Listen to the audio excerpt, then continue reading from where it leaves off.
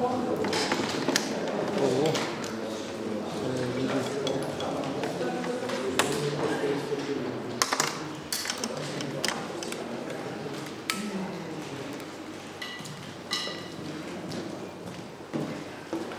i gospodo, dobar dan. Dobrodošli na konferenciju na kojoj će biti predstavljen projekat razvoja lokalne infrastrukture i institucionalnog jačanja lokalnih samouprava.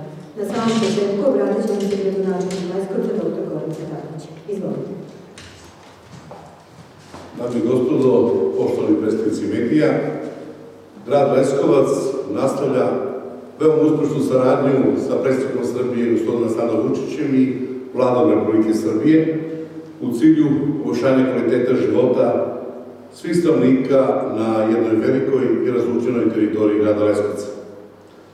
Dokaz za to je okvirni sporazum koji je potpisan sa ministrom građevinarstva, saobraćaja i infrastrukture Goranom Vesićem o saradnji na projektu razvoja lokalne infrastrukture i institucionalnog jačanja lokalnih samouprava. Ovaj sporazum gradu Leskovcu na raspolaganju stavljaju sredstva od 3.291.005 evra ili negde oko 386 miliona dinara. Za realizaciju projekta koje za cilj imaju unapređenje lokalne samouprave.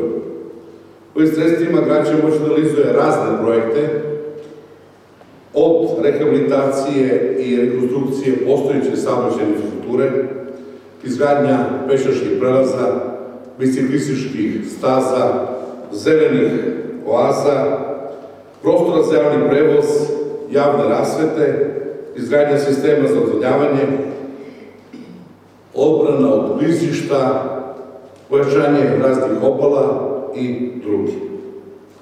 Sredstva realizacije ovog projekta na republičkom nivou iznose negde oko 300 miliona dolara, ili ovo što sam malo pre rekao za grad Leskovac, to je negde oko 3,72 miliona dolara za grad Leskovac. Tih 300 miliona je za 145 lokalnih samouprava, obezbeđeni su sredstva preko partnerstva sa Svetskom bankom, ali i sa Francuskom razvojnom agencijom. Količina izdvojenih sredstava sama po sebi govori o značaju ovog projekta za čitavu Srbiju, ali i za naš grad Leskovac, jer će njegovom realizacijom itekako biti poboljšani uslovi života, kvalitet života naših stanovnika, kako grada, tako i okolnih mesta. Zato imam potrebu da se u ime grada, u svoje lično ime, zahvalim predsedniku Srbije Aleksandru Vučiću, da se zahvalim Vladi Republike Srbije, na tome što grad Leskovac vrlo značajno obuhvaćen finansijskim sredstvima i ovim projektom koji je realno od velikog nacionalnog interesa.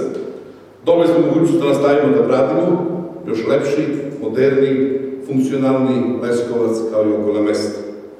Kao i do sada vodit ćemo računa o tome da smo podjednako posvećeni čitavoj teritoriji grada Leskovca, da ulažemo kako u centralnom gradskom jezgru, tako i u svim okolnim selima.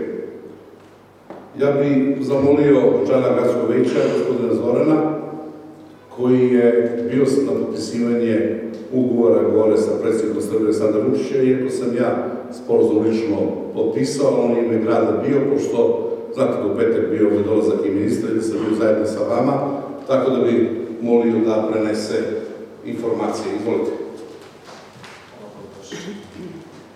Poštovani gradonačelniče, uvaženi predstavnici medija, dame i gospodo. U petak 21. jula 2023. godine gradu Leskovcu uručena je potvrda o stupanju na snagu okvirnog sporazuma projekta LID, odnosno projekta razvoja lokalne infrastrukture i institucionalnog jačanja lokalnih samouprava. Nosilac projekta je Ministarstvo građevinarstva, saobraćaja i infrastrukture. Pripremljen projekta LID, odnosno učešće u samom projektu od strane grada Leskovca, započeli su prethodne godine, 2022. godini. Naš predstavnik je bio Danijel Stojković, šef odeljenja za komunalno stambene poslove, saobraćaj i infrastrukturu, dok su se u ovoj godini i ja priključio timu koji će sarađivati sa ministarstvom u vezi momentu projekta. Visina bespovratnih sredstava od gotovo 386 miliona dinara dodeljena je gradu Leskovcu na osnovu formule koje uzima u obzir broj stanovnika, površinu, odnosno razuljenost teritorije i indeks razvijenosti kao i ranjivost na klimatske promjene. Trajanje projekta je od jula 2023. godine do novembra 2028. godine. U periodu od naredne nedelje ministarstvo će formirati jedinicu za sprovođenje projekta koji će biti u koordinaciji sa radnom grupom koja će predstavljati grad Leskovac, a sve to u cilju kvalitetne i što vremene realizacije projekta. Oblasti za realizaciju projekta, kao što smo naznačeni, jesu osnovi putevi, kao i ostali predmeti zelene agende, kao što je ozelenjavanje i povećana otpornost saobraćajne infrastrukture na klimatske promjene. Strateški okvir projekta je strategija održivog urbanog razvoja Republike Srbije do 2030. godine. Pored direktnih investicija u poboljšanje infrastrukture, odnosno ulaganje u klimatski pametnu mobilnost, u okviru druge komponente projekta pružit će se podrška jačanju kapaciteta za pružanje infrastrukturnih usluga, odnosno za poboljšanje praćenja i predlaganja budućih projekata u skladu sa planskim i strateškim dokumentima. Grad Leskovac će u narednom periodu predlagati projekte u pomenutim oblastima koji će ići na odobravanje jedinica za sprovođenje projekta pri ministarstvu. Razvoj naseljenog mesta zasniva se na unapređenju i poboljšanju infrastrukture, što i jeste nastojanje grada Leskovca na čelu sa gradonačelnikom dr. Cvetanovićem. Hvala vam.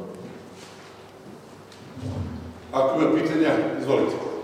Pa ono što smo primetili na toj konferenciji za novinare kasnije, da je predsjednik Vučić posebno kao primjer dobre prakse kada je u pitanju projektno finansiranje i predstavljanje projekata i njihova realizacija naglasio gradove Leskovac i Niš.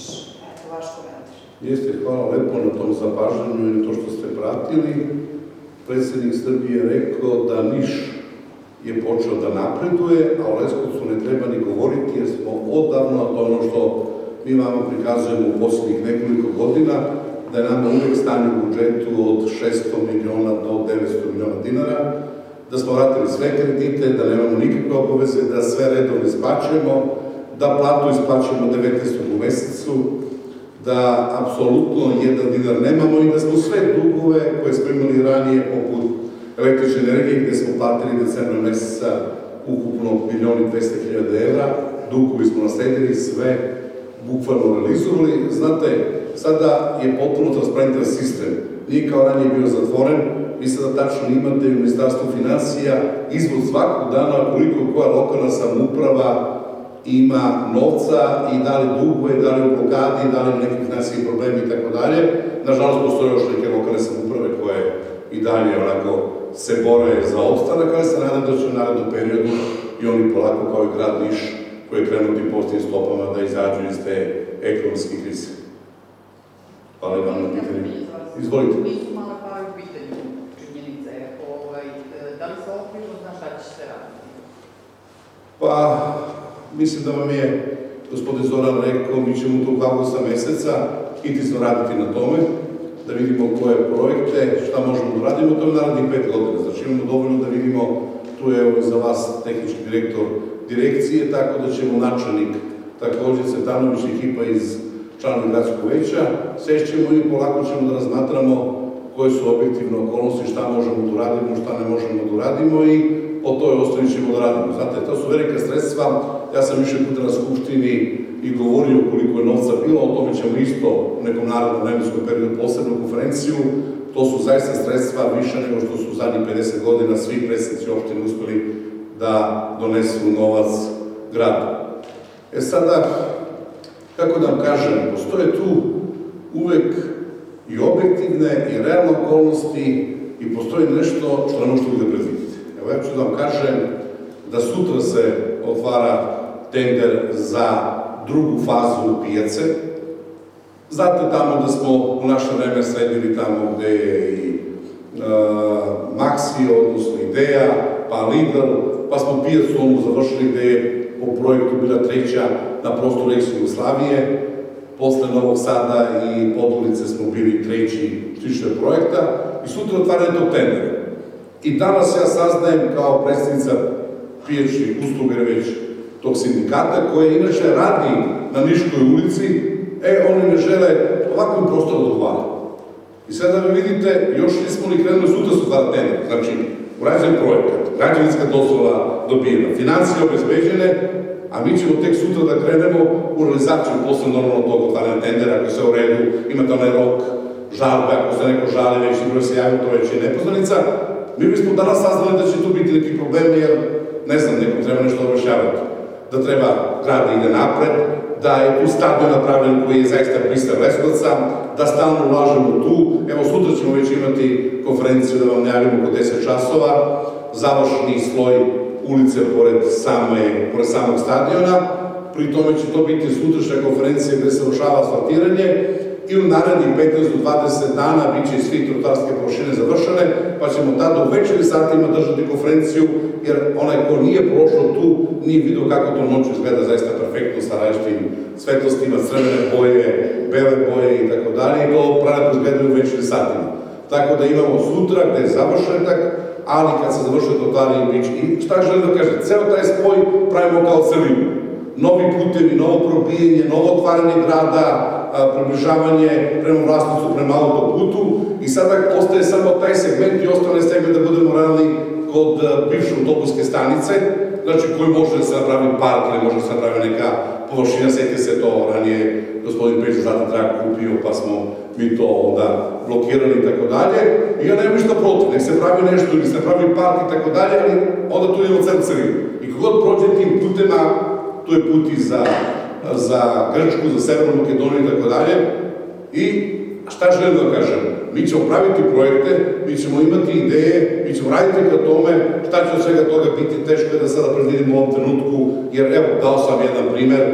Tako da, znate, nekad ja vama dam informaciju i onda da bi neko što brže objavio informaciju, onda krene, onda ide da spita šta, kako je, pa još više dignu tenzije. Tako da nekad, i ja sam udaren da treba podeliti sve sa vama, što obično u 90% slučajeva radim, ili treba nekad sačekati povoljni trenutak dok se strasti smire, jer znate i sami, evo, gledali ste džinsi i tako dalje, da na kraju ste sami pisali da samo jedan predstavnik džinsija, a vidjet ćemo i o tome kada neko objavlja da li otac i majka zajedno rade u džinsiju, koliko je to istina, ili evo imali ste sada gimnazijalce koji se vratili Vukovci sa, pa izvinite, ne vidio onu devojku koja je pričala na protestu da je jedna od tih Vukovca, pa nije Vukovac, ne može da bude jedan najboljih džaka ako nije Vukovac, a imate preko 60 što Vukovca.